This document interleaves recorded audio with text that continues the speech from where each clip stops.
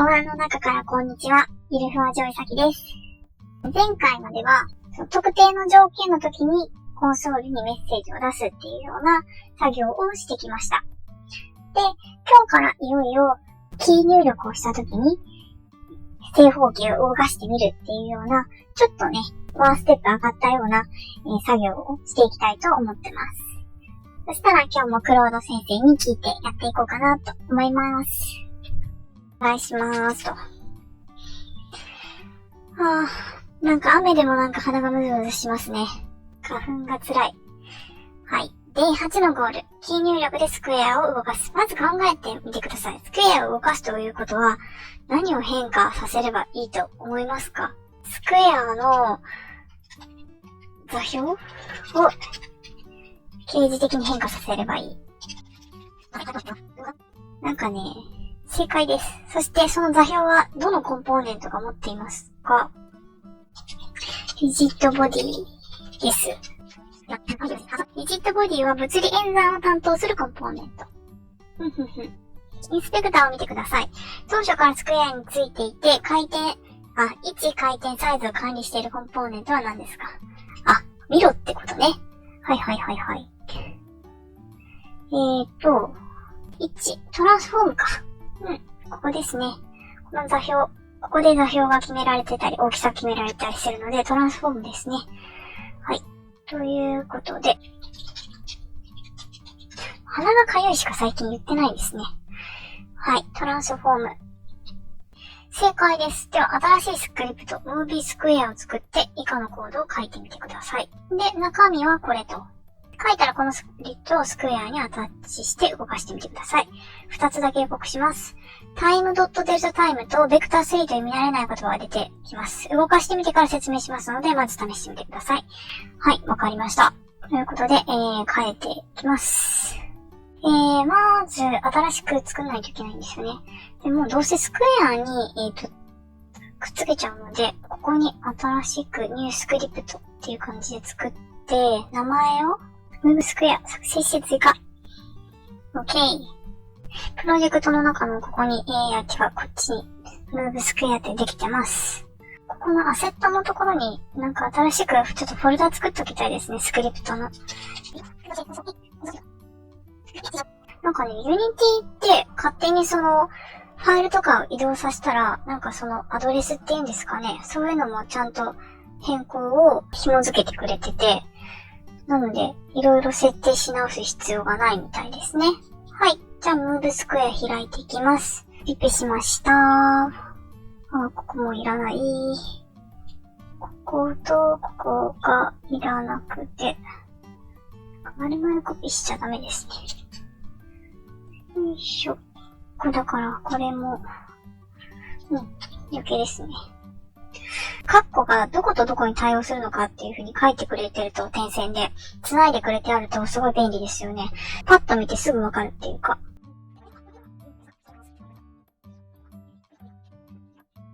見づらいんで先にもうこっちを消します。はい、プレイをします。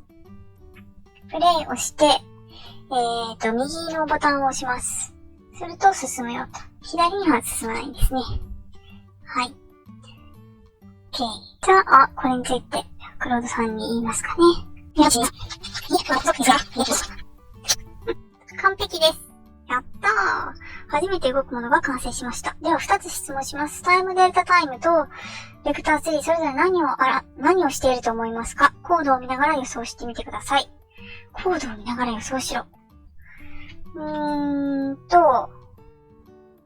れか。タイムデルタタイム。これ、時間ですよね。速度。スピードは速度だから、速度かける時間で、これ移動距離ってことですよね。多分。XYZ 座標がこのカッコの中身っていうことだと思うので、カッコの中にこの距離が入ってて、さらにコンマが00ってことなので、このベクター3っていうのは進行方向なのかなっていうふうに思います。ベクトルですよね、要は。よいしょ。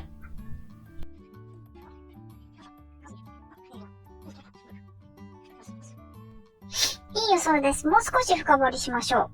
タイムデルタタイムは前のフレームから今のフレームまでの、経過時間です。これをスピードにかけることで何が嬉しいと思いますか？ヒントはアップデートが1秒間に60回呼ばれることです。1秒間に60回呼ばれるっていうことなので、前のフレームから今のフレームまでっていうのは、60分の1秒ってことですよね。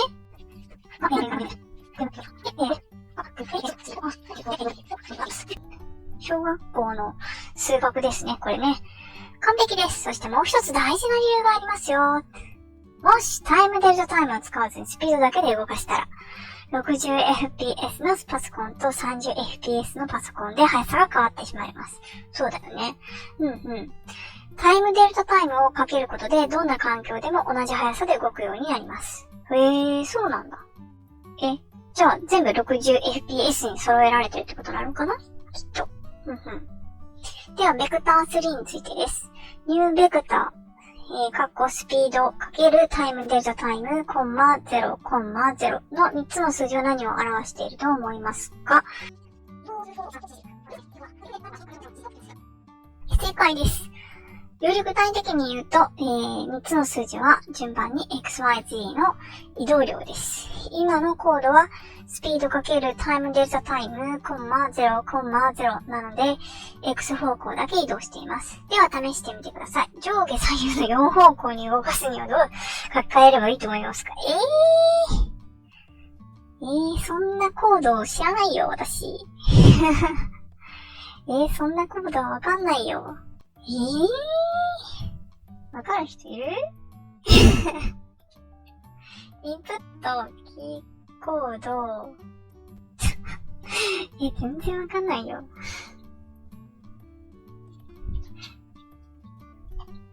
これを、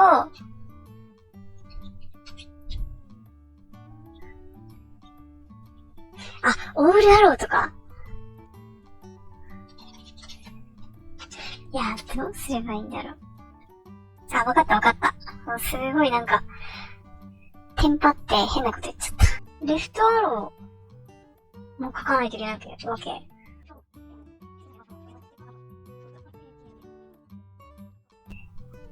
ですね、なんか途中で録画切れちゃったんですけども、一応コード書き換えました。こういう感じです。で、一番最初に作ったコードっていうのはここなんですけど、最初はライトアローっていう風に。ライトアロー、だから、右矢印の、右の十字キーを押したときは、右に。で、その次に左のボタンを押したとき。で、これは逆方向なので、スピードのところにマイナスをつけました。で、その次に、上を押したときですね。上の矢印を押した場合は、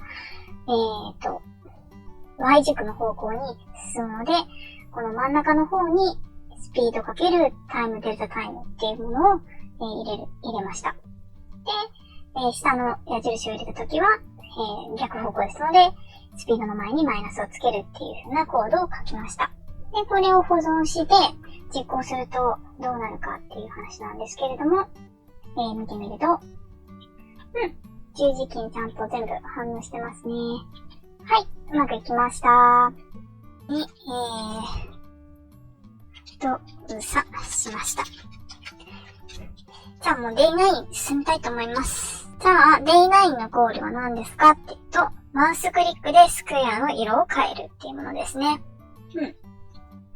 まず考えてみてください。スクエアの色を変えるにはどのコンポーネントを操作すればいいと思いますか？ということで、さっきと同じようにまずは一旦、インスペクター見たいと思います。インスペクターのどこに、これか。これ？色ってこれ？違う。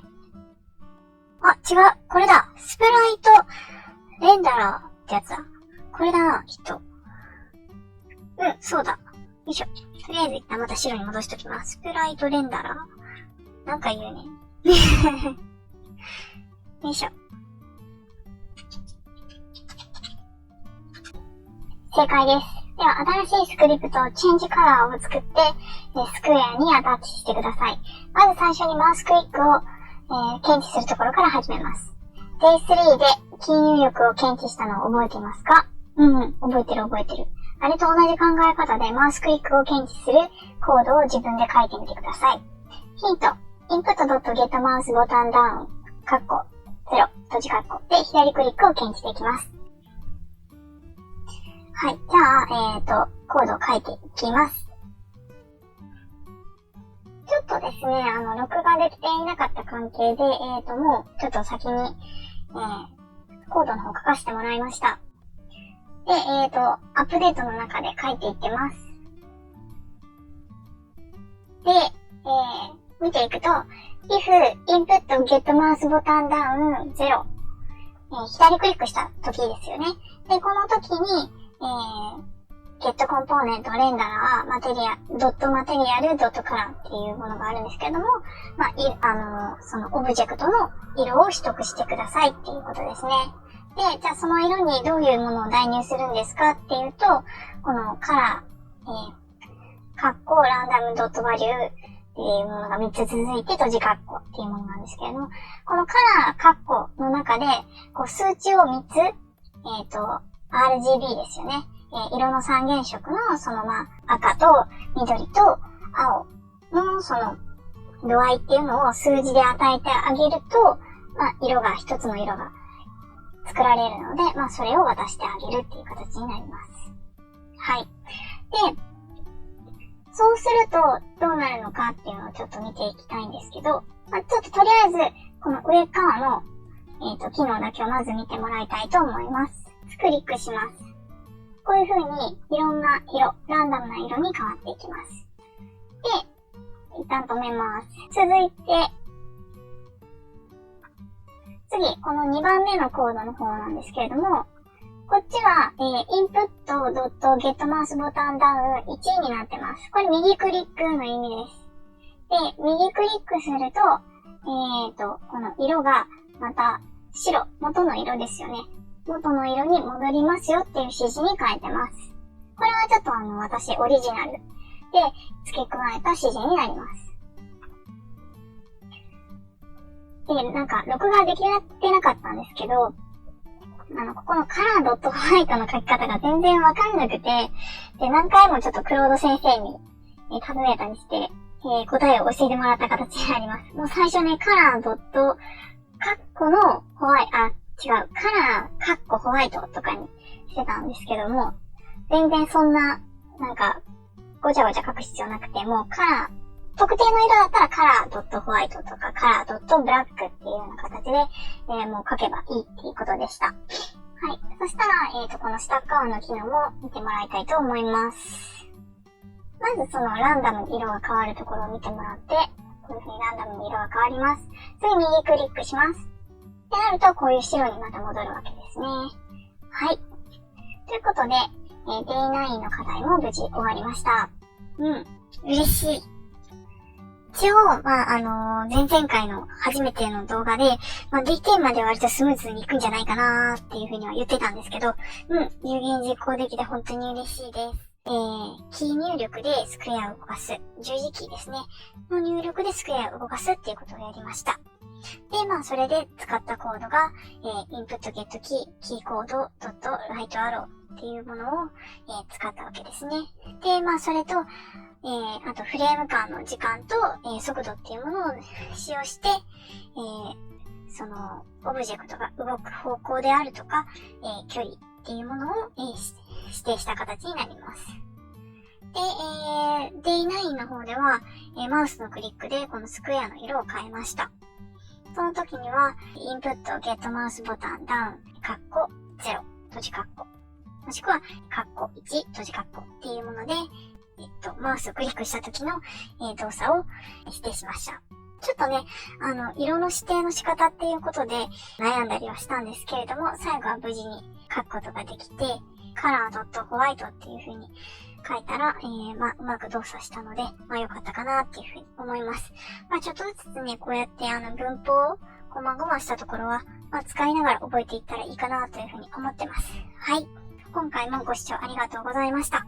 また次回も見てください。それでは、さようなら。ユニティの勉強これからもマイペースに頑張っていきます。処方箋代わりにチャンネル登録といいねをポチッとしてもらえるととっても励みになります。どうぞよろしくお願いします。